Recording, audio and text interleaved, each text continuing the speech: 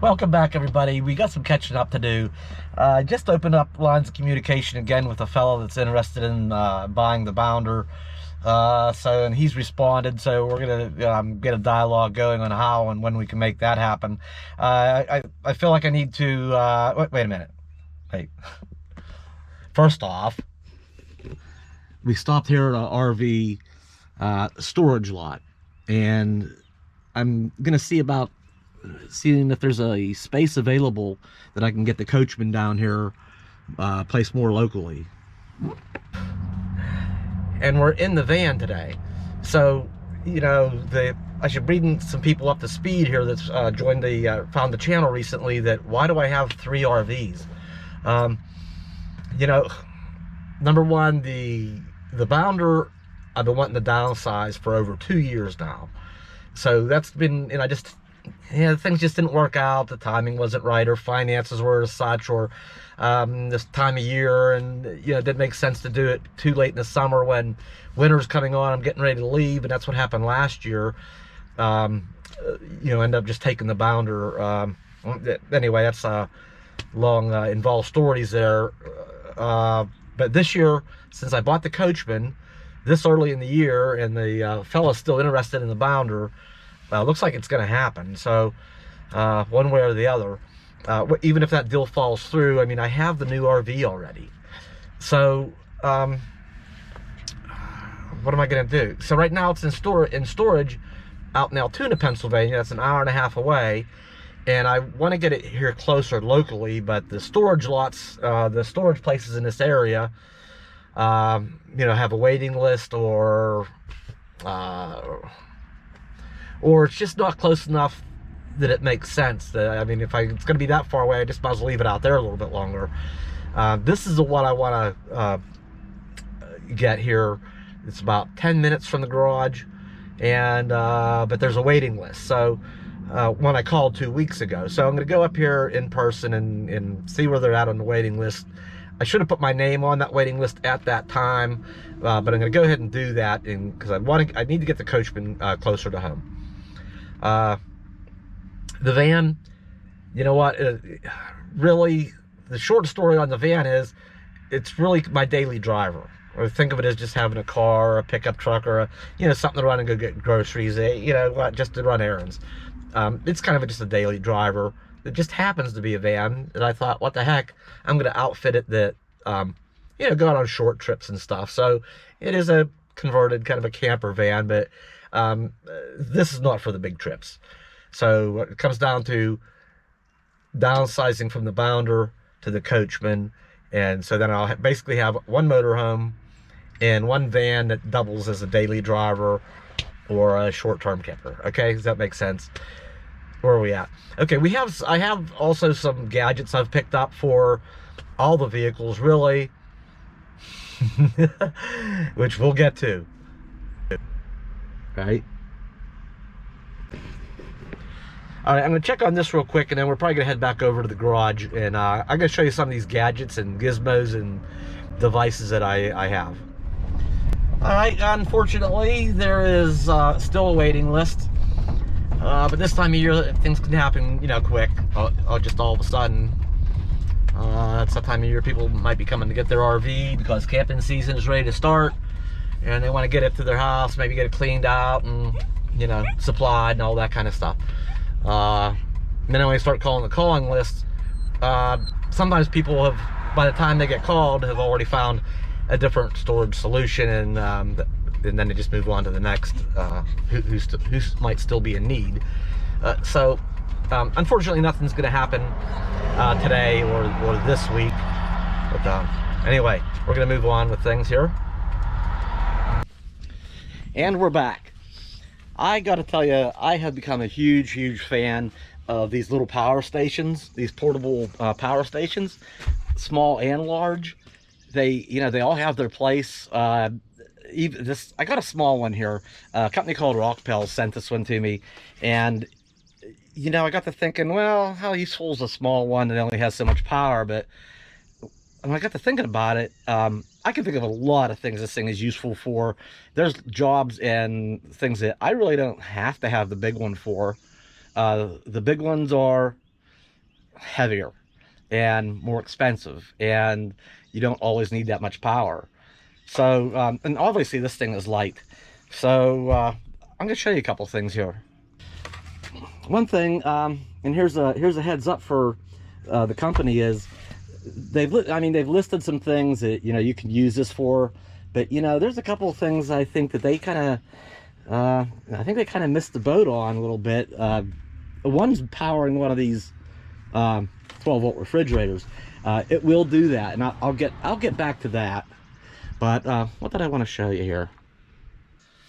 So, and typically with anytime you buy one of these, no matter the size, it comes with the AC, wall charger, and it comes with a 12-volt where you can plug it in the cigarette lighter or power port of your vehicle and charge it. Although I want to say right away that that's something you would maybe top it off or be charging it while you're driving. You wouldn't want to be like camped somewhere and just plug it in and be charging this up and killing your vehicle battery. These really should only be used, if you're relying on your vehicle to charge, if you're like, the engine's running and it's making power while you're on the way to somewhere. So, and what else? And there's a solar panel. You can charge it with solar too. So let me see here. Now there are some examples of what it can be used for. There's more listed actually on their website, and they do have other sizes of these. They have, I don't know why they have driving tour on there, but I guess it's just to show it has portable power. You can take it with you. In photography, fishing, I don't know what you're gonna do with fishing, what you'd need recharged if you're fishing. Emergency light, camping, power outages. All right, I mean, those are very, very general instances, but there's some more on here, like, recharging a GoPro, cameras, other cameras, laptops, drones, CPAP machines, air pumps for inflatables, tablets, phones, lights. I like this one here. Let me get this out of here.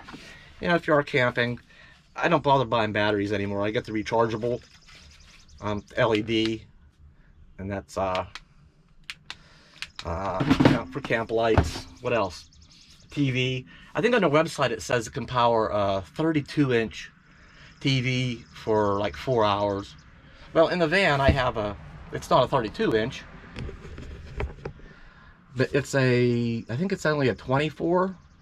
I think it's a 24-inch, which uses less power, so it would run that even longer. So you could run a TV for an evening.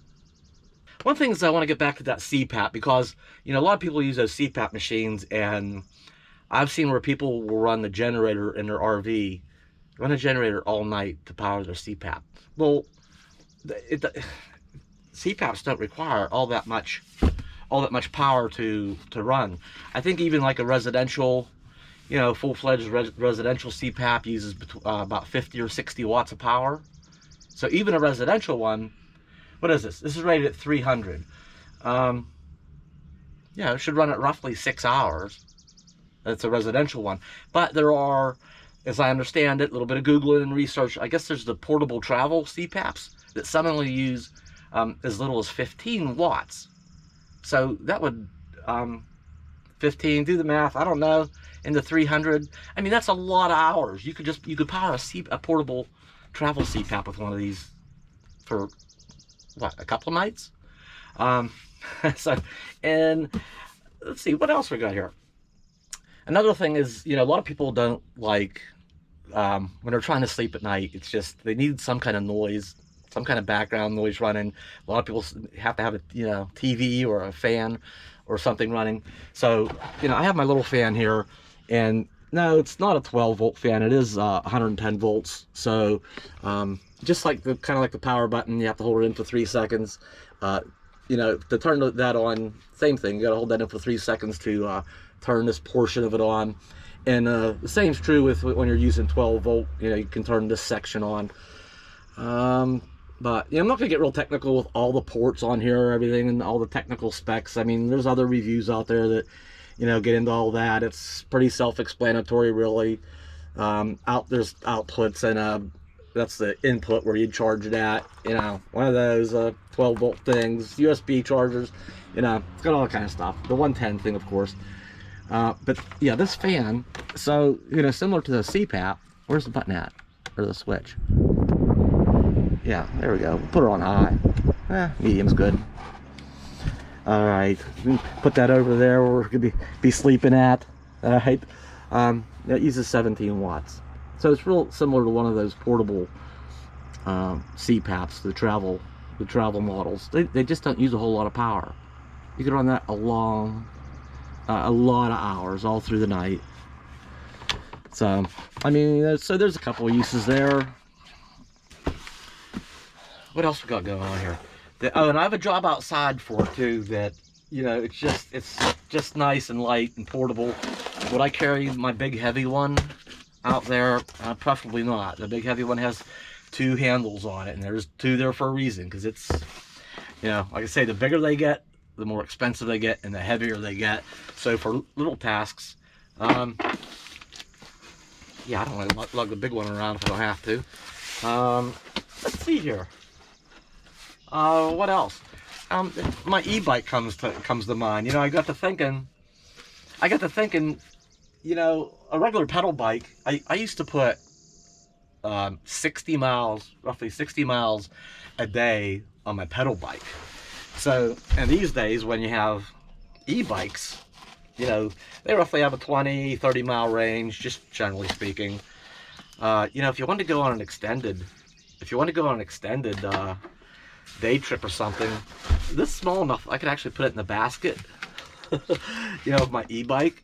You know, I could take off for the day and ride out some, you know, 20-some miles. And, well, it depends too how much you're helping it out. You know, being lazy, letting it do a lot of the work, you know, you only get 20 to 30 miles, something like that. But if you're kind of pitching in and you're helping along, and you're doing some of the work, you're kind of letting it help out a little bit. I mean, you certainly extend that range, but I mean, these are so light and small, I could pack it in the e-bike and, you know, I could ride out 20, 30, 40 miles, maybe take a break, take my fishing pole with me or something, and plug that in while I'm fishing and stuff, and top that battery back off.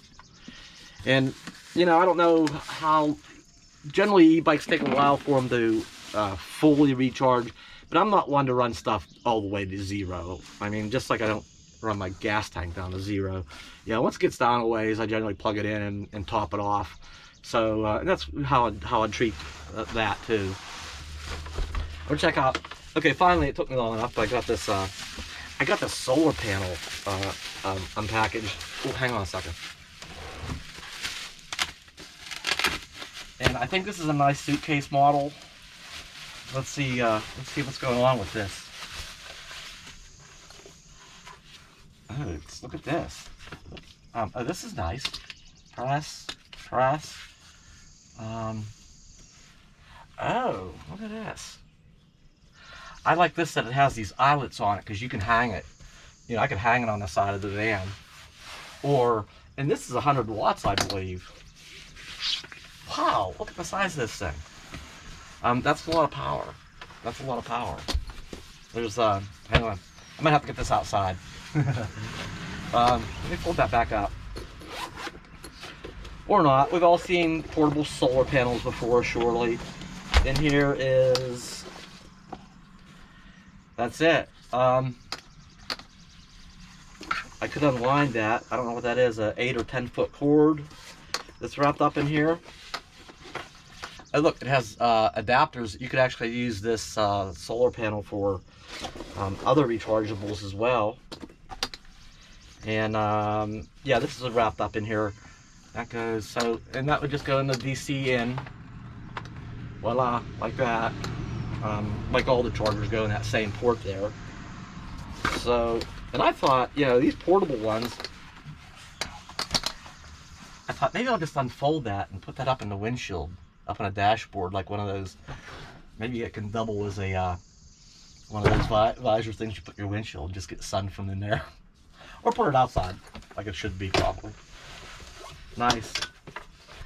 Okay, so there's the, you know, number of charging options. I mean, they all have that. But good, I like it. So So let me get back to the this 12-volt refrigerator. Okay, these 12-volt refrigerators, even when it's on high, it only uses about 40-45 watts. So, you know, if it were to run continuous, you know, it would run that, you know, roughly about, what, 5 or 6 hours. But I mean, that's just if it's running continuously. But you know, they don't run continuously. You know, it only kicks on, you know, for a few minutes here and there.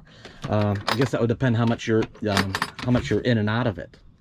So, and what comes to mind? What comes to mind is this: you know, if you were going to say go on a picnic, all right. I mean, ideally, you know, you'd have this, you'd be getting ready, and you might go ahead and load this thing up and have it plugged in at your house or wherever it is you're getting ready, okay? And get it stocked up and get it down to temperature first before you leave. Everything's cold, you know, this thing, the whole unit's cold, everything in it's already cold. Once you reach that point, they hardly run at all. I mean, just, like I say, kick on once in a while. At that point, you could leave with it, and you know, with 300 watts, and this only ever kicking on once in a while, you could easily keep, you know, all your picnic goodies that need refrigerated cold, I mean, easily all day long. So, I mean, you know, you don't always need a big one. You know, use your head a little bit.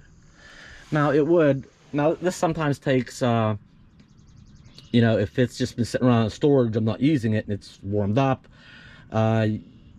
you know, when you first plug it in, it's going to run continuous and take a while for things to get cold. So even if you need an hour or so that it's running continuous, you know, it's still only going to use, you know, a portion of that. Even running steady for 2 hours, I mean, it's going to knock it down probably by a third. I mean, you're still going to get some hours out of it. I don't know. It's just, it would work. It would work. All right, so I just can't help it. I mean, I have to prove that it'll work. So let's plug this in the 12-volt thing. Hang on, I need 2 hands. All right, we're plugged in. I'm gonna turn this section on, the DC section. All right, that's on. There's no output right now because it's not running, but I can come turn this down. Where are we at here? Does that say an error? Oh, that's because I had it unplugged for a second. All right, my bad. I just realized that some of these 12-volt outputs have a limit on how many watts you can use, that they'll put out. So it actually exceeds it on this, and I don't know where the other adapter is for the refrigerator. So because this is limited, you can only use so many watts out of this power port. So that, but the other adapter, there is an adapter for the 110. So, the same thing would apply. This only draws so many watts. So you can still do it, and I'd prove it out, but I forget what I forget where my other adapter is for the refrigerator right now. So it is doable. The other thing is this: I need to start putting water into the bounder. We've been here long enough, and I got a little bit careless with the water tank. The water tank's in here, and yeah, it's down quite a bit. So, and you know, there is water here, but it's well water, and it's not very good well water. So I usually put water in the bounder, you know, whenever I'm out and about somewhere. But we're not going anywhere in the bounder anytime real soon. So I decided to get one of these. I have one of these 7-gallon ones, and I also have 2 5-gallon ones that, you know, I'm gonna pump, you know, 20, 30. I might make a couple of trips here. We'll be going to town soon.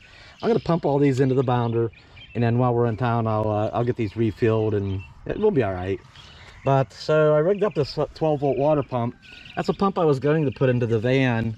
It's just a small one. It's only 1 gallon per minute. So usually the pumps that go in the RVs and stuff are rated at 3 gallons a minute. So it is a smaller one. I mean, this might still end up in the van someday, but not this day. So where are we at here? So I do have this rigged up here with a little power thing here, little 12-volt thing here. Okay, hang on. And this automatically it times out. If you're not using it for anything, it'll automatically shut off. So we're gonna power this back on. There, it's on. And have that hooked up. The hoses are where they need to be. Let's push the 12-volt button. All right, and whoops. All right, gotta be careful. I don't think these are waterproof, so I could probably have a better setup. Something that would hold that in for me. But away it goes. There she's going down. All right, and this is only using, this pump uses 22 watts. Still hanging in there at 78%. Actually, pumping water is a bit of a job. You know, anything heavy, you know, it's moving something that is heavy. So I think she'll get the job done. Yeah, these small ones do have their usefulness for many things. I'm pretty happy with it. But we're gonna get on to a couple other things I wanted to show you too, just real quickly. Don't let me forget to show you what's in that little white box that's in the van. We'll get to that. We'll get back to that. Just real quick, couple things in the bounder that's going to end up in the Coachman. And yeah, speaking of water consumption, it's related. You know, I have one of these in the van. Instead of those hand pumps, which I really don't like, I got one of these rechargeable ones, and it works really good. But you know, me and Bella, between my coffee and what Bella drinks, you know, we probably use about a gallon a day. Now I drink a lot of bottled water, so that doesn't cut into what's in the tank. But it's just coffee and water. You know, a gallon a day, 30 days. You know, that's a third of that tank that we consume. So by bringing water in while we're in town, fill one of these up, that extends that water. So that's partly what happened.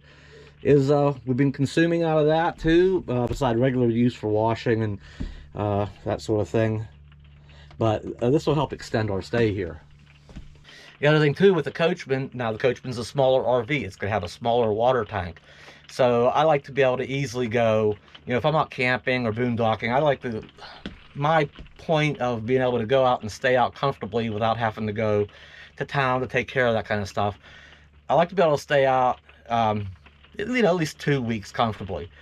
So with the other RV having a smaller tank, having one of these, you know, once the bounder's gone and we're in the other RV, having this along is gonna be very helpful.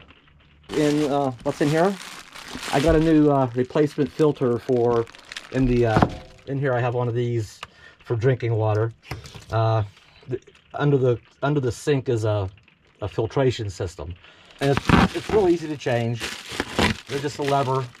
Obviously, turn the pump off first and relieve the pressure, and you pull it under the sink. You know, you pull the lever up, you twist the thing out, and then you pop one of these back in. So that's a brand new Pentair Everpure new water filter, and I easily get a year out of that. I think this is rated at about 750 gallons. So say a gallon a day, that's only roughly half of that. You know, actually I should get almost 2 years out of it, but I do put a new one in every year. What the heck, better replace it before it needs it rather than go well beyond its use. So there's one of those. I'll put that in here after a while.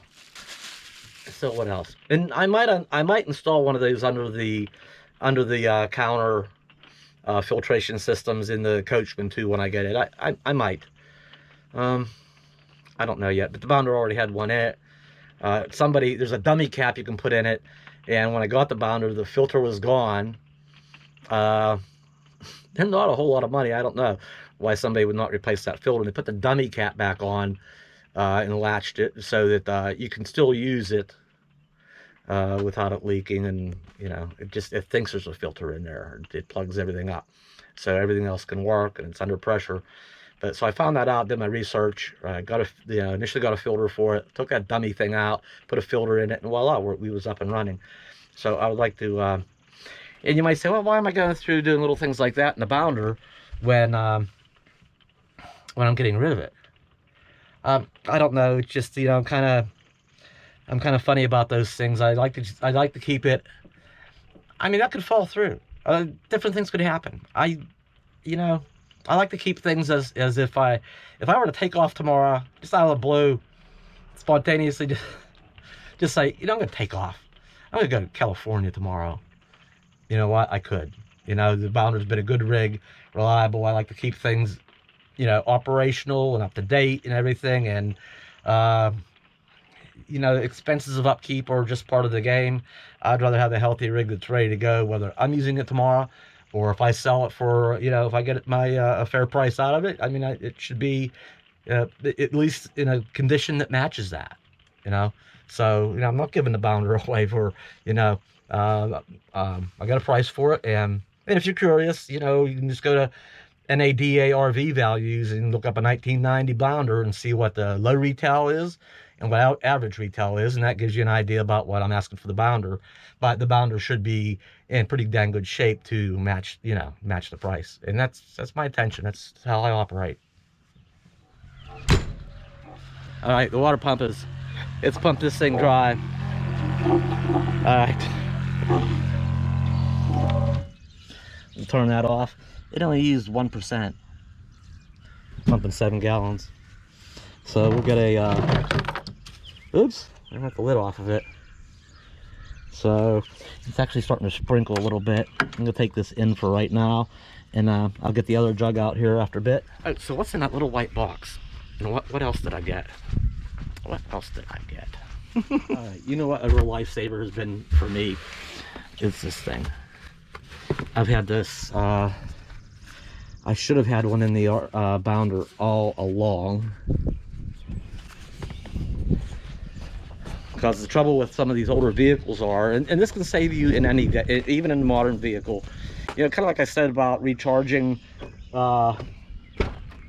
devices off your vehicle's battery.